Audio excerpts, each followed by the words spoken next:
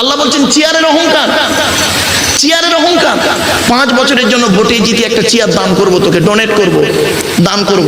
ওই চেয়ারের মর্যাদা যদি রাখতে পেরেছিস তো ভালো, পরের ইলেকশনে এমন হারাবো, তুইও যা একটা টোটোওয়ালা ওঠা। তো প্রিয় দর্শক, আজকে একটা গুরুত্বপূর্ণ আলোচনা নিয়ে চলে আসলাম। তো আলোচনাটা হচ্ছে যে ক্ষমতা। ক্ষমতা বলতে যেমন রাজনৈতিক কোনো ক্ষমতা, কিংবা ধরো মোড়ল, গ্রামের কোনো মোড়ল, কোনো ক্ষমতাধর ব্যক্তি, যে একটা পাড়ায় একটা ব্যক্তি থাকে যে সেই পাড়ার হেড, তার কথাটাই শেষ কথা হয়।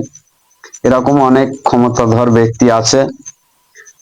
তো সেই হিসাবে হুজুর কি বললেন চলো শুনে নেওয়া যাক। হুজুর এটাই বললেন যে ক্ষমতা চিরদিন কারো থাকে না, একদিন না একদিন সেটা শেষ হয়ে যায়। তো চলো আগে আলোচনাটা শুনে আসি। আল্লাহ বলছেন চেয়ারের অহংকার, চেয়ারের অহংকার। 5 বছরের জন্য ভোটে জিতে একটা চেয়ার দান করব, তোকে ডোনেট করব, দান করব। ওই চেয়ারের মর্যাদা যদি রাখতে পেরেছিস তো ভালো, পরের ইলেকশনে এমন হারাবো, তুইও যা একটা টোটোওয়ালা ওঠা। ঠিক না বেটি? জাস্ট ফর এক্সাম্পল, আজ থেকে 30 বছর আগে ধরুন আপনাদের এলাকায় একজন প্রধান ছিল। জাস্ট ফর এক্সাম্পল, ভুল বুঝবেন না আমাকে। ধরুন আপনাদের এলাকায় 30 থেকে 40 বছর আগে একজন প্রধান ছিল। সেই প্রধান তখন কি করতো, যখন সে প্রধান হয়েছিল প্রথম 3-4 বছর খুব রিল্যাক্সে ঘুরেছে, বিশালভাবে জীবনযাপন করেছেন। এখন তার প্রধানও চলে গেছে, ছেলেরা ভাত দেয় না। এখন সে বুড়ো হয়ে গেছে, 70 বছরের বুড়ো প্রধান, প্রাক্তন প্রধান। কি করছে জানেন? টোটো চালাচ্ছে। আল্লাহ বলে দেখ কিভাবে কোথায় নিয়ে যায়। আল্লাহ বলে কিসের অহংকার করিস? লাঠির বল, পাটির বল, কোনো বলই আমার কাছে চলবে না। ছোট্ট একটা কথা আপনাদের বলি, ধরুন জাস্ট ফর এক্সাম্পল, রেখে যাবেন না কেউ, আর কাউ গায়ে পেতে নেবেন না, আমি এক্সাম্পল গুলো দিচ্ছি বাবা। ধরুন আপনাদের এলাকার সব থেকে বড় গুন্ডা XY যে হতে পারে, বড় গুন্ডা রাস্তা দিয়ে যখন চলে 40টা বডিগার্ড নিয়ে চলে। সামনে 10টা বডিগার্ড, পেছনে 10টা বডিগার্ড, ডান দিকে 10টা বডিগার্ড, বাম দিকে 10টা বডিগার্ড, 40টা বডিগার্ড নিয়ে চলে AK-47 রাইফেল নিয়ে। জনগণ তার সামনে মুখ খুলতে পারে না ভয়েতে। আল্লাহ বলে শুন, 40টা বডিগার্ডের বাবার ক্ষমতা নাই, ওর ভেতর থেকে আমি আল্লাহ তোর 12টা বাজাবো। দেখবি দেখবি 40টা বডিগার্ড থাকবে, তার ভেতর থেকে তোর 12টা বাজিয়ে দেবো। কিরকম দেখবেন শুনুন। আল্লাহ বলছে লাল লাল কাঠ পিঁপড়ে, লাল লাল কাঠ পিঁপড়ে 4 পিস তোর লুঙ্গির ভেতর ঢুকিয়ে দেবো। এমন জায়গায় কামড়াবে ছটপট ছটপট ছটপট ছটপট করছে। তখন বডিগার্ডরা বন্দুক নিয়ে বলে স্যার কি হয়েছে, স্যার স্যার কি হয়েছে? স্যার লুঙ্গির ভেতরে কাঠ পিঁপড়ে ঢুকে গেছে, বের করতে পারছে না, দেখাতেও পারছে না, কি করবো বল?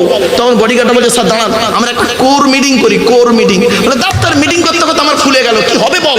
তখন কমিটিরা, অফিসাররা মানে বডিগার্ডরা মানে কমিটি করে বলছে, মিটিং করে বলছে স্যার একটাই সিদ্ধান্ত, একটাই সিদ্ধান্ত। বলছে কি সিদ্ধান্ত বল তাড়াতাড়ি। স্যার ফায়ার করবো, ফায়ার করবো, হাট হাট হাট, লুঙ্গির ভেতরে ফায়ার করবি? শেষ। একটু ভাবুন, একটু ভাবুন, আপনি কোথায় আছেন? যেদিন মায়ের পেট থেকে এসেছিলেন সেদিন না ডাক্তাররা আমাদের একটাই নাম দিয়েছিল। আমাদের আসার রাস্তা ছিল একটা, যাওয়ার রাস্তা হলো অনেকটা। আসার দিনটা ছিল নির্ধারিত প্রায়, যাওয়ার দিনটা কোনোদিন নির্ধারিত নেই। ছোট্ট এক্সাম্পল দিই, আমরা পৃথিবীতে এসেছি কি হিন্দু, মুসলিম, জৈন, ব্রাহ্মণ, খ্রিস্টান, কুলি, সাঁওতাল, বাগদি, দুলে, আমরা সবাই এসেছিলাম বাপের পৃষ্ঠ হতে, মায়ের পেটে থেকে পৃথিবীর মুখ দেখেছিলাম। ডাক্তার বলে দিয়েছিল পিরিয়ডের একটা হিসেব দেখে, গাইনি ডিপার্টমেন্টের ডাক্তার বলেছিলেন যে এই জুন মাসের 25 তারিখে তোমার বাচ্চা হবে, ডেলিভারি হবে। তো দেখা গেল সত্যি সত্যি জুন মাসের 25 তারিখেই বাচ্চাটা হয়ে গেল, ডেলিভারি হয়ে গেল। তো আসার দিনটা আমাদের প্রায় নিশ্চিত ছিল, যাওয়ার দিনটা কিন্তু আমাদের নিশ্চিত নির্ধারিত নেই। আছে নাকি? আছে নেই। আমাদের যাওয়া আসার রাস্তা ছিল একটা, যাওয়ার রাস্তা কিন্তু আলাদা। কেউ যাবে শ্মশানে, কেউ যাবে কবরে, কেউ যাবে গর্তে, কেউ যাবে মাছের পেটে, কেউ আবার প্লেনে যাবে হাইজাক হয়ে, বাস্ট হয়ে, পুড়ে ছাই হয়ে, কেউ আবার বাঘের পেটে, কেউ আবার নদীতে মাছ ধরতে গিয়ে কুমিরের পেটে চলে গেল। আপনি কি ভাবলেন? যেদিন আমরা মায়ের পেট থেকে এসেছিলাম সেদিন আমাদের প্রত্যেকের একটাই নাম দেয় ডাক্তাররা, কি জানেন? শুনে নিন, আপনার আমার একই নাম ছিল, শুনবেন, বেবি। কি বললাম? বেবি ব্র্যাকেটে লেখে এম অথবা এফ, মেল বা ফিমেল, আর মায়ের নামটা লিখে দেয়। তাহলে আমাদের নামটা ছিল একটাই নাম, বেবি, শিশু। আর যেদিন আমরা সবাই মারা যাব হিন্দু মুসলিম, সেদিন প্রত্যেকের একটাই নাম হবে, লাশ। কি বললাম? লাশ। আগে চলে গেছে বাঁশ। রাগ করবেন না, বাঁশ দুই রকমের হয়, বাঁশ দুই রকমের হয়। একটা বাঁশ হয় কি জানেন? চাপা দেওয়ার জন্য, আর একটা বাঁশ যায় পেটাই দেওয়ার জন্য। এই বয়োজ্যেষ্ঠ লোকেরা আছে, জিজ্ঞাসা করুন। 1994 সাল থেকে মাইকের সামনে লেকচার দিচ্ছি, ভারতবর্ষ, নেপাল, বাংলাদেশ, বাস্তব অভিজ্ঞতা নিয়ে আপনাদের সঙ্গে শেয়ার করছি। বাবা, বাড়ি থেকে ভাববেন কিসের অহংকার। চলুন, একদিন আমি স্টুডেন্টদেরকে পড়াতে গিয়ে বলেছিলাম, চল তো আজকে আমরা মানুষ হই। তো স্টুডেন্টরা বলছে, স্যার আমরা মানুষ নই। স্বাভাবিক শুনে আপনাদের কি মনে হচ্ছে? চলুন আগে আমরা মানুষ হই। আমি যেই বলেছি স্টুডেন্টদেরকে, চল আমরা আজকের মানুষ হই, তো স্টুডেন্টরা বলছে, স্যার আমরা মানুষ নই। হ্যাঁ মানুষ তো। তা আমি ওদেরকে বুঝিয়েছিলাম, দেখুন তো আমার হয়েছে কি, ভুল হলে আমাকে একটু সংশোধন করে দিন তো। মানুষ কাকে বলে? আগে মানুষ হন, চলুন আগে মানুষ হই। তো বলছে, স্যার বলুন। বললাম, শুনুন শুনুন প্লিজ, হয়েছে কি একটু দেখুন তো উত্তরটা, ভুল হলে আমাকে সংশোধন করে দিন। হিন্দু মরে গেলে হিন্দু কাঁদে ধর্মের টানে, খ্রিস্টান মারা গেলে খ্রিস্টান কাঁদে ধর্মের টানে। ঠিক না বেটি? আমার কথা বুঝতে পারছেন আপনারা? বলুন না, কথা বলুন না ভাই প্লিজ। মুসলমান মারা গেলে মুসলমান কাঁদে ধর্মের টানে।